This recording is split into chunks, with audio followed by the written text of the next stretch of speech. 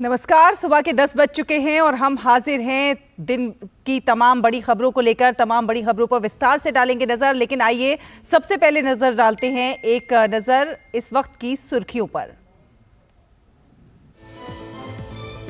उत्तरकाशी की सिलक्यारा सुरंग में फंसे श्रमिकों की तस्वीरें आई सामने। 9 दिन बाद पहली बार उनके लिए भेजी गई खिचड़ी। युद्ध स्तर पर जारी है रेस्क्यू ऑपरेशन। राजस्थान तेलंगाना में आज फिर होगा नेताओं का जमावड़ा। पीएम मोदी और अमित शाह समेत जेपी नड्डा राजस्थान में करेंगे रैली और रोड शो। कांग्रेस, बीएसपी और अन्य दलों ने भी संभाला मोर्चा।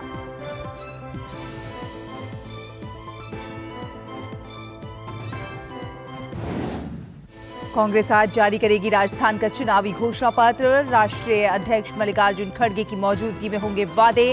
राहुल गांधी की उदयपुर में होगी जनसभा।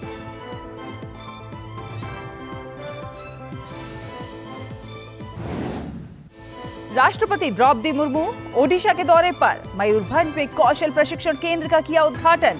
बादाम बहार से 3 नई ट्रेनों को दिखाएंगी हरी झंडी।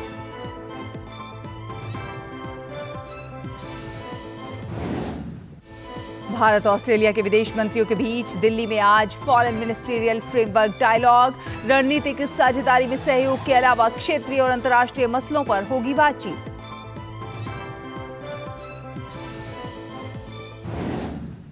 इजराइल हमास संघर्ष पर चर्चा के लिए ब्रिक्स देशों की आपातकालीन वर्चुअल बैठक आज। दक्षिण अफ्रीका के राष्ट्रपति करेंगे बैठक की अध्यक्षता।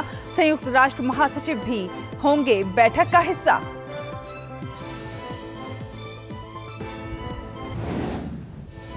गोवा में चल रहे भारतीय अंतर्राष्ट्रीय फिल्म महोत्सव में आज 75 क्रिएटिव माइंड्स ऑफ टुमारो का होगा उद्घाटन। सूचना एवं प्रसारण मंत्री अनुराग सिंह ठाकुर करेंगे शुरुआत।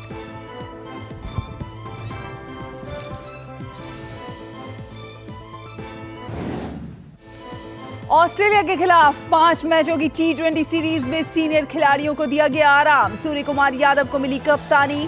23 नवंबर को विशाखापट्टनम में होगा पहला मैच।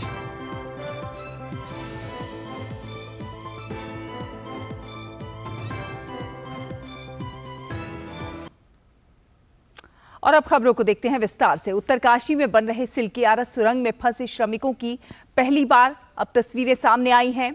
जी हां, ये पल जो है वो बेहद भावुक करने वाला पल है। खुशी की बात यह है कि सभी श्रमिक सुरक्षित हैं। बचाव अभियान में जुटे अधिकारियों ने एंडोस्कोपिक कैमरे के जरिए ये वीडियो कैप्चर किया है और उनसे वॉकी टॉकी के जरिए बातचीत भी की है। मजदूरों को निकालने के लिए 10 दिन से रेस्क्यू ऑपरेशन चल रहा है। मजदूरों को निकालने के लिए 10 दिनों से ये रेस्क्यू ऑपरेशन चलाया जा रहा है। रेस्क्यू में जुटी एजेंसियों को कल एक बड़ी सफलता मिली। मजदूरों को पहली बार खिचड़ी, दाल और फल भेजे गए।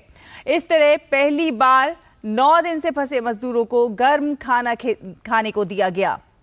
दरअसल सुरंग में 6 इंच व्यास की पाइप मलबे के आर पार होने के बाद ये मुमकिन हो सका है। बचाव अभियान के दौरान अब तक श्रमिकों को 4 इंच की कंप्रेसर पाइपलाइन के जरिए खाने पीने की कुछ हल्की चीजें पहुंचाई जा रही थी, लेकिन अब पाइपलाइन के जरिए श्रमिकों तक खाद्य सामग्री, दवाएं और अन्य सामान आसानी से भेजे जाएंगे। बचाव कार्यों में लगी केंद्रीय एजेंसियों, एसडीआरएफ और प्रदेश प्रशासन की टीमों की ओर से दिन रात कड़ी मेहनत की जा रही है। सभी श्रमिकों को सुरक्षित बाहर निकालने के लिए युद्ध स्तर पर काम चल रहा है। खुद प्रधानमंत्री नरेंद्र मोदी की तमाम परिस्थितियों पर नजर बनी हुई है और वो केंद्र सरकार की ओर से जरूरी सहायता भेज रहे हैं। 12 नवंबर को भूस्खलन के बाद सिलक्यारा सुरंग के कुछ एक हिस्से ढह गए थे, जिससे 41 निर्माण श्रमिक उसमें फंस गए थे।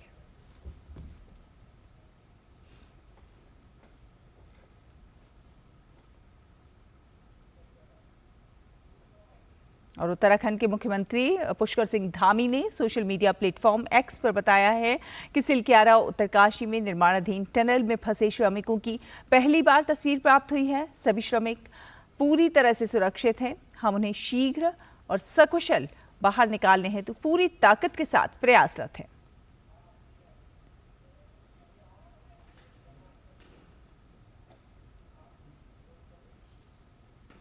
वहीं धामी ने सुरंग के अंदर की तस्वीरें भी शेयर की, जिसमें मजदूर सकुशल दिखाई दे रहे हैं।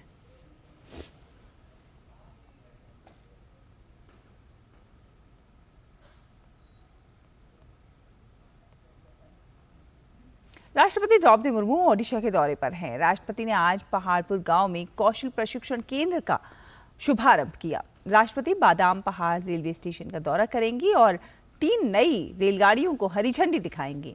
इन रेलगाड़ियों में बादाम पहाड़ टाटानगर मेमू, बादाम पहाड़ राउरकेला साप्ताहिक एक्सप्रेस और बादाम पहाड़ शालीमार साप्ताहिक एक्सप्रेस शामिल हैं। वो न्यू रायरंगपुर डाक मंडल का भी उद्घाटन करेंगी। रायरंगपुर डाक मंडल का स्मारक कवर भी जारी करेंगी और बादाम पहाड़ रेलवे स्टेशन के पुनर्विकास की आधारशिला रखेंगी। वो बादाम पहाड़ शालीमार एक्सप्रेस रेलगाड़ी से बादाम पहाड़ से रायरंगपुर तक यात्रा करेंगी। इसके अलावा राष्ट्रपति वीर सुरेंद्र साई प्रौद्योगिकी विश्वविद्यालय बुर्ला के 15वें वार्षिक दीक्षांत समारोह में भी भाग लेंगे।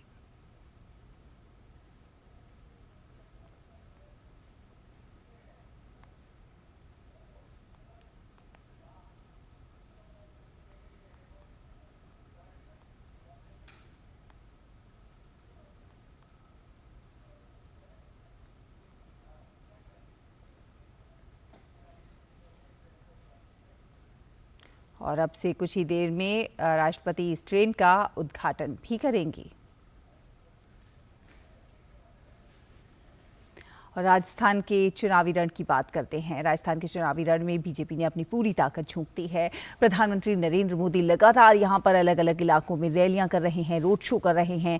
आज पीएम सबसे पहले अंता में मतदाताओं से मुखातिब होंगे। वो यहां पर विशाल चुनावी आम सभा को संबोधित करेंगे और उसके बाद पीएम कोटा के दशहरा मैदान में दोपहर बाद रैली करेंगे। इसके अलावा 3 जिलों की 10 सीटों के भाजपा प्रत्याशियों के समर्थन में प्रचार करने के लिए प्रधानमंत्री नरेंद्र मोदी दोपहर बाद करौली पहुंचेंगे और सिद्धार्थ सिटी में जनसभा करेंगे। फिर शाम को 6 बजे जयपुर में एक भव्य रोड शो करेंगे।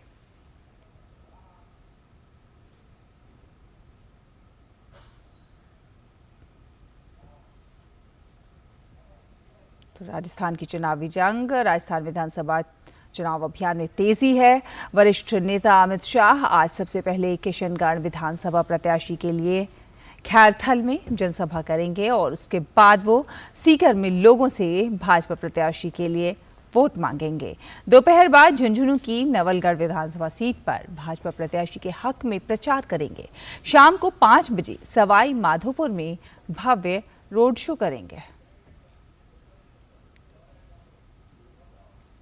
वहीं भाजपा के राष्ट्रीय अध्यक्ष जेपी नड्डा भी आज राजस्थान के रण में वोटरों को साधने की कोशिश करेंगे। नड्डा सीकर जिले की धोद और फतेहपुर विधानसभा सीटों पर भाजपा प्रत्याशियों के हक में विशाल जनसभाओं को संबोधित करेंगे। दोपहर बाद नड्डा बीकानेर में भव्य रोड शो करेंगे।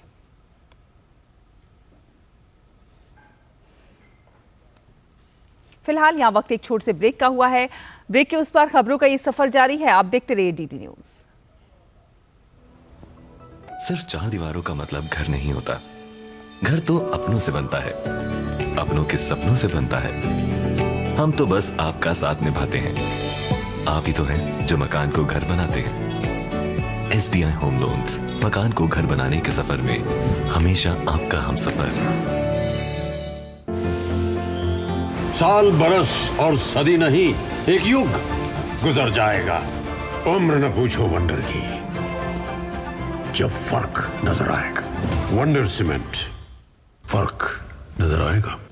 दादी, आज भी आपकी चाय की दुकान बंद थी? 1 महीने से बीमार हूँ, काम बंद और इलाज का खर्चा अलग। आयुष्मान कार्ड नहीं बनवाया? नाम सुना है, कहाँ बनवाना है, कैसे बनवाना है, इस उम्र में भाग दौड़। कार्ड अभी बन जाएगा। आयुष्मान ऐप पर जाकर अपना या परिवार के सदस्य का नाम लाभार्थी सूची में ढूंढें।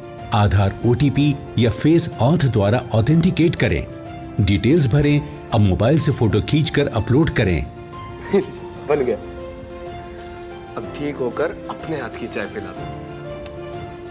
और एक प्रकार से PM जय अब गरीबों की जय बन गई है। 5 लाख तक के मुफ्त उपचार की गारंटी। स्वास्थ्य का वरदान आयुष्मान।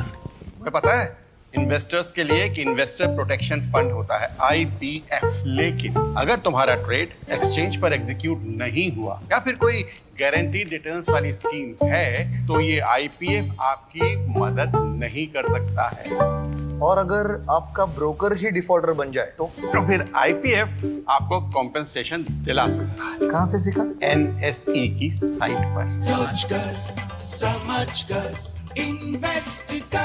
जल्दी करो यार प्लीज, जल्दी। दूसरा कोई मैच है क्या? ऐसा ही कुछ है यार, बैंक जाना है दादाजी को लेके। हाँ यार, उम्र होने पर कभी कभी मदद तो लगती है, पर बैंकिंग में नहीं। वैसे भी RBI कहता है सीनियर सिटीजन सबसे पहले। अगर आप 70 साल से ऊपर हैं और आप बैंक नहीं जा सकते तो बैंक आएगा आपके पास जरूरी सेवाएं लेकर, वो भी वाजिब दरों पर। सीनियर सबसे पहले। RBI कहता है जानकार बनिए, सतर्क रहिए। ब्रेक के बाद स्वागत है आपका। आपको बता दें कि 25 तारीख को होने वाले राजस्थान चुनाव के लिए सत्तारूढ़ दल कांग्रेस आज अपना घोषणा पत्र जारी करेगी।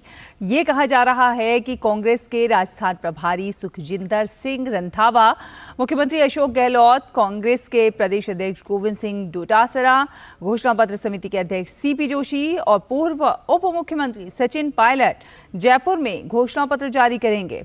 मुख्यमंत्री अशोक गहलोत पहले ही यहां लोगों के लिए 7 गारंटियों की घोषणा कर चुके हैं, जिसमें परिवार की महिला मुखिया को 10,000 रुपए का वार्षिक सम्मान, सस्ता LPG सिलेंडर, पशुपालकों और सरकारी कर्मचारियों के लिए पुरानी पेंशन योजना के लिए कानून जैसी गारंटी शामिल है। बीजेपी पहले ही अपना संकल्प पत्र जारी कर चुकी है। इसके अलावा आज कांग्रेस नेता राहुल गांधी उदयपुर में जनसभा करेंगे।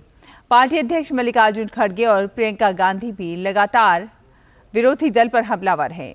कांग्रेस के तमाम वरिष्ठ नेता जैसे कि पवन खेड़ा, अभय यादव, मनीष तिवारी, भूपेंद्र सिंह यादव, अलका लांबा आज राजस्थान के प्रमुख शहरों में अलग अलग समय पर प्रेस कॉन्फ्रेंस करेंगे, जिसमें कुछ अपनी बातें होंगी और कुछ विरोधी दलों पर सियासी हमले होंगे। तेलंगाना में भी विधानसभा चुनाव के लिए प्रचार अभियान पूरे चरम पर है। वरिष्ठ बीजेपी नेता अमित शाह ने पार्टी के सत्ता में आने पर हल्दी किसानों को लाभकारी मूल्य दिलाने का वादा किया है। शाह कह रहे हैं कि भाजपा मुसलमानों के लिए यहां असंवैधानिक 4% आरक्षण को खत्म कर देगी। उन्होंने कहा कि BRS मजलिस-ए इत्तेहादुल मुस्लिमीन के डर के कारण हैदराबाद मुक्ति दिवस नहीं मना रहा है और बीजेपी सरकार के सत्ता में आते ही मुक्ति दिवस आधिकारिक तौर पर मनाया जाएगा। इसके अलावा केंद्रीय मंत्री और तेलंगाना भाजपा प्रमुख जी किशन रेड्डी ने सनत नगर विधानसभा में बीजेपी उम्मीदवार मैरी शशिधर रेड्डी के समर्थन में रोड शो किया। प्रेस कॉन्फ्रेंस में उन्होंने आरोप लगाते हुए कहा कि कर्नाटक की कांग्रेस सरकार लोगों पर तेलंगाना चुनाव कर लगा रही है और ये राशि यहां पर भेजी जा रही है।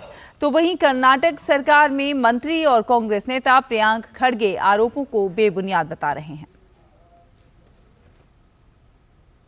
BRS प्रमुख और मुख्यमंत्री के चंद्रशेखर राव भी लगातार रैलियों में कह रहे हैं कि लोग कांग्रेस पर भरोसा करके एक बार फिर धोखाधड़ी के शिकार ना हों।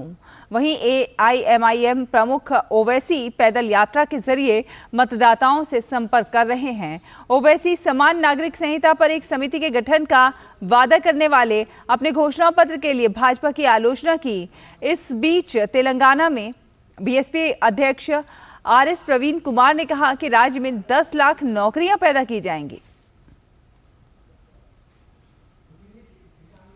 और निर्वाचन आयोग के आदेश पर मध्य प्रदेश के भिंड जिले में अटेर विधानसभा क्षेत्र के मतदान केंद्र किशुपुरा नंबर 3 पर आज पुनर्मतदान हो रहा है। सुबह 7 बजे से शुरू हुआ ये मतदान शाम 6 बजे तक चलेगा। पुनर्मतदान में मतदाताओं के बाएं हाथ की मध्यमा उंगली में स्याही लगाई जा रही है। और और अब आपको बता दें कि भारत और ऑस्ट्रेलिया के विदेश मंत्रियों के बीच आज नई दिल्ली में 14वीं विदेश मंत्री स्तरीय फ्रेमवर्क वार्ता होगी और इस वार्ता में आपसी हित के क्षेत्रीय और वैश्विक मुद्दों पर भी विचारों का आदान प्रदान किया जाएगा। इससे पहले कल भारत और ऑस्ट्रेलिया के बीच द्विपक्षीय रक्षा और रणनीतिक संबंधों को और अधिक मजबूती प्रदान करने के लिए 2+2 मंत्री स्तरीय वार्ता हुई। दोनों देशों ने लघुपक्षीय और बहुपक्षीय सहयोग को मजबूत करने के साझे हित की प्राथमिकताओं पर भी अपने विचार साझा किए। फिलहाल एक छोटा सा ब्रेक, जल्द हाजिर होंगे। देखते रहिए डीडी न्यूज। साल बरस और सदी नहीं, एक युग गुजर जाएगा। उम्र न पूछो वंडर की, जब फर्क नजर आएगा। वंडर सीमेंट, फर्क नजर आएगा। स्वागत है ब्रेक के बाद आपका। आपको बता दें, इंडोनेशिया की राजधानी जकार्ता में ASEAN Bharat media exchange programme के तहत 8 सदस्यीय भारतीय मीडिया प्रतिनिधिमंडल ने आसियान के महासचिव डॉक्टर काओ किम हॉर्न से मुलाकात की। इस दौरान आसियान के महासचिव ने भारत आसियान साझेदारी की प्रशंसा करते हुए कहा कि भारत आसियान के एक प्रमुख व्यापक रणनीतिक साझेदार के रूप में उभरा है और 3 दशक लंबी आसियान भारत साझेदारी में दोनों ही पक्षों को लाभ हुआ है। जब भारत अपनी एक्ट ईस्ट नीति को प्राथमिकता दे रहा है और पीएम मोदी सितंबर में 25वें आसियान भारत शिखर सम्मेलन में भाग लेने इंडोनेशिया पहुंचे थे, आसियान भी उसी गर्मजोशी के साथ संबंधों को एक नई ऊंचाई पर ले जाने के लिए उत्सुक दिखता है। दक्षिण पूर्व एशियाई देशों का 10 सदस्यीय संगठन आसियान पिछले दशक में की गई भारत की विकास गाथा की न सिर्फ प्रशंसा करते हुए दिखता है, बल्कि समूह के प्रमुख रणनीतिक भागीदार के रूप में भारत की सकारात्मक भूमिका की सराहना भी करता है। इंडोनेशिया की राजधानी जकार्ता में ASEAN Bharat media exchange programme के तहत 8 सदस्यीय भारतीय मीडिया प्रतिनिधि मंडल ने आसियान के महासचिव डॉक्टर काओ किम हॉर्न से मुलाकात की। भारतीय मीडिया प्रतिनिधियों को संबोधित करते हुए महासचिव ने इस बात पर जोर दिया कि आसियान भारत के साथ अपने संबंधों को बेहद महत्व देता है। उन्होंने 3 दशक लंबे भारत आसियान संबंधों के एक व्यापक रणनीतिक साझेदारी में विकसित होने पर प्रकाश डाला। डॉक्टर काओ ने आने वाले वर्षों में डिजिटल अर्थव्यवस्था, पर्यटन, समुद्री सुरक्षा, आतंकवाद के विरुद्ध लड़ने और व्यापार सहयोग जैसे क्षेत्रों में भागीदारी के और भी प्रगाढ़ होने की उम्मीद जताई। At the moment, ASEAN and India has been working together for more than 30 years. This is a major track record. That's why we have the comprehensive strategic partnership. Of course, we've been working together across different sectors, from trade to investment to tourism to defense sector, counterterrorism, among others. Looking ahead, of course, we hope to continue to expand. Doctor Kao ने क्षेत्रीय व्यापक आर्थिक साझेदारी RCEP में भारत के शामिल होने की वकालत करते हुए कहा कि इससे दोनों पक्षों के लिए बेहतर व्यापार अवसरों का मार्ग प्रशस्त होगा। रूस यूक्रेन युद्ध और इजराइल हमास संघर्ष के मुद्दे पर डॉक्टर काओ ने कहा कि आसियान ने हमेशा कहा है कि संघर्षों को बातचीत के माध्यम से हल किया जाना चाहिए। We believe that the UN has the means and of course the commitment to work toward the resolution of the conflicts around the world, particularly when we see the humanitarian tragedy unfolding for us. And this is quite significant for the world community. So for ASEAN, we really want to see that what's happening should be de-escalating and should give peace a chance, should give diplomacy a chance. Doctor Kao ने भारत और ASEAN के बीच people to people contact पर प्रसन्नता व्यक्त की। ASEAN Bharat media exchange कार्यक्रम के तहत भारतीय पत्रकारों के द्वारा आसियान देशों का दौरा और आसियान देशों के पत्रकारों द्वारा भारत का पारस्परिक दौरा शामिल है। इससे दोनों क्षेत्रों के पत्रकारों के बीच आसियान और भारत के बीच सामाजिक, आर्थिक और सांस्कृतिक लोकाचार की गहरी समझ को बढ़ावा मिलता है। जकार्ता से निखिल सिंह की रिपोर्ट, डीडी न्यूज। और आज विश्व मत्स्य दिवस है। हर साल 21 नवंबर को इसे दुनिया भर में मनाया जाता है। विश्व में सभी मछुआरों, मछली किसानों और संबंधित हितधारकों के साथ एकजुटता प्रदर्शित करने के लिए ये दिन मनाया जाता है। इस मौके पर आज केंद्रीय मत्स्य, पशुपालन और डेयरी मंत्री पुरुषोत्तम रूपाला अहमदाबाद में भारतीय वैश्विक मत्स्य सम्मेलन का उद्घाटन करेंगे। 2 दिन के सम्मेलन का विषय मत्स्य और जल संपदा का महत्व है। सम्मेलन का उद्देश्य लाभदायक जो चर्चाएं हैं और बाजार की जानकारियों और नेटवर्किंग के लिए महत्वपूर्ण हितधारकों को एक मंच पर साथ लेकर आना है। उद्घाटन समारोह में लगभग 10 देशों का उच्च स्तरीय शिष्टमंडल उपस्थित रहेगा। और श्रीलंका द्वारा रिहा किए गए तमिलनाडु के 15 मछुआरे आज सुबह चेन्नई एयरपोर्ट पहुंचे। श्रीलंकाई समुद्री क्षेत्र के पास मछली पकड़ने के श्रीलंकाई पुलिस ने इन्हें हिरासत में ले लिया था। रुकेंगे एक और छोटे से ब्रेक के लिए, जल्द हाजिर होंगे। देखते रहिए डीडी न्यूज। साल, बरस और सदी नहीं, एक युग गुजर जाएगा। उम्र न पूछो वंडर की, जब फर्क नजर आएगा।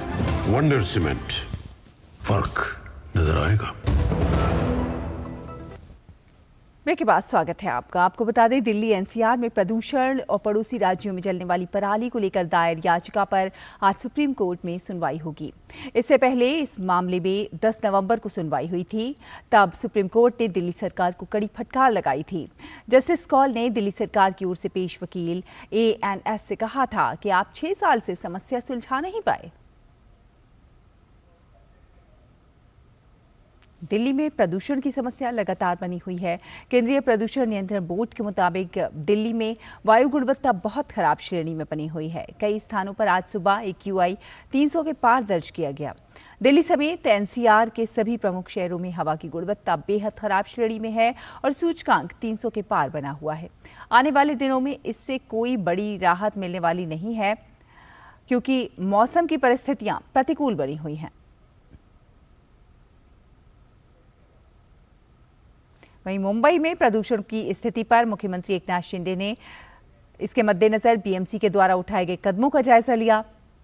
मुंबई में वायु प्रदूषण को गंभीरता से देखते हुए साफ हवा करने के कई उपाय हो रहे हैं।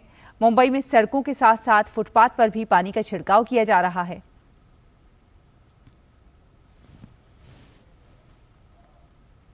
ओडिशा के सुदूरवर्ती हिस्से में लोग विकसित भारत संकल्प यात्रा में बढ़ चढ़कर हिस्सा ले रहे हैं।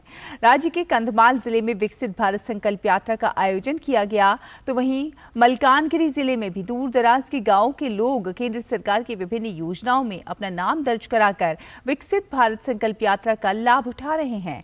इसके अलावा केंदुझार जिले में भारी संख्या में लोग एकत्रित हुए, तो वहीं कोरापुट जिले में भी संकल्प यात्रा में भारी भीड़ उमड़ी।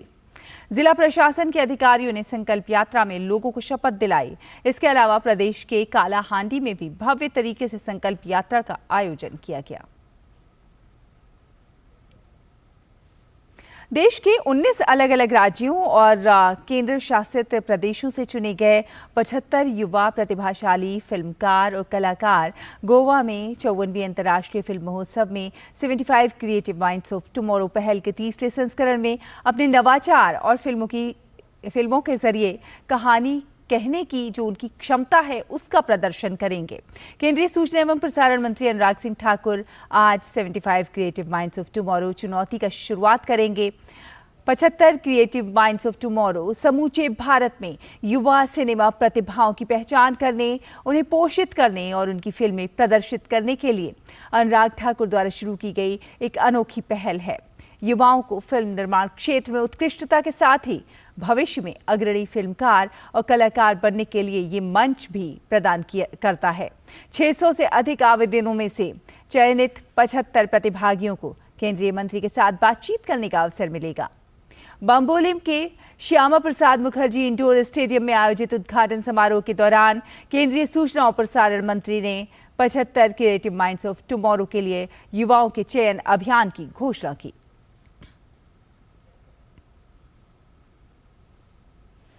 इजराइल और हमास के बीच जारी संघर्ष और मध्य पूर्व के हालात पर ब्रिक्स देशों की आपातकालीन वर्चुअल बैठक आज आयोजित की जाएगी।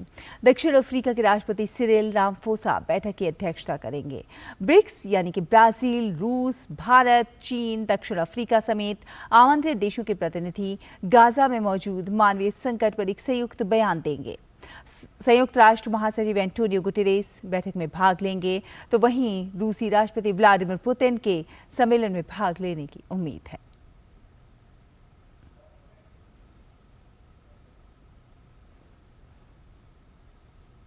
और इजरायली सेना ने गाजा शहर के पड़ोस जायतुन में एक मस्जिद के नीचे हथियारों का एक वीडियो जारी किया है। सेना के प्रवक्ता डैनियल हगारी ने कहा है कि इजरायली बलों ने गाजा मस्जिद की तलाश में हथियार और मानव रहित हवाई वाहन और एक सुरंग शाफ्ट का उत्पादन करने वाली एक फैक्ट्री की खोज की है।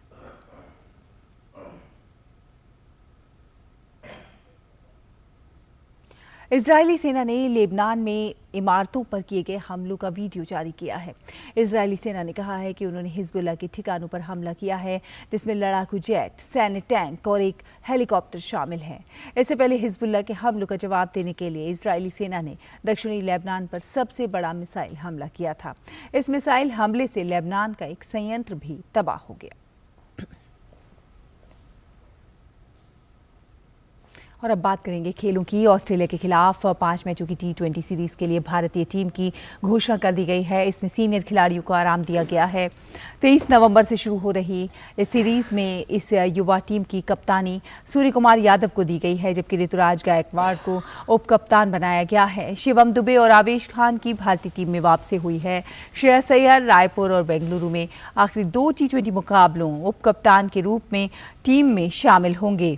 भारतीय टीम इस प्रकार है: सूर्य कुमार यादव कप्तान, ऋतुराज गायकवाड़ उप कप्तान, ईशान किशन, यशस्वी जायसवाल, तिलक वर्मा, रिंकू सिंह, जितेश वर्मा विकेट कीपर और वॉशिंगटन सुंदर, अक्षर पटेल, शिवम दुबे, रवि बिश्नोई, अर्शदीप सिंह, प्रसिद्ध कृष्णा और आवेश खान और मुकेश कुमार।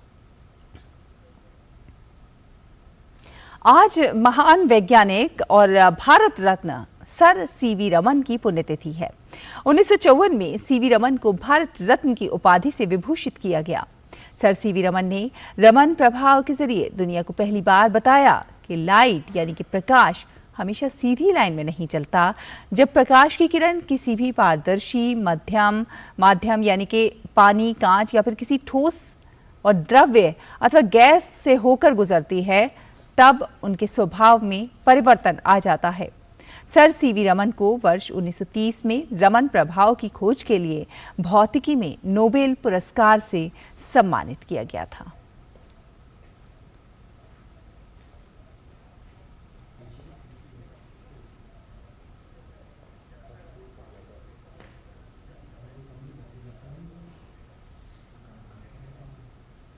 और आपको लिए चलते हैं राजस्थान, जहां पर कांग्रेस का मैनिफेस्टो जारी किया जा रहा है।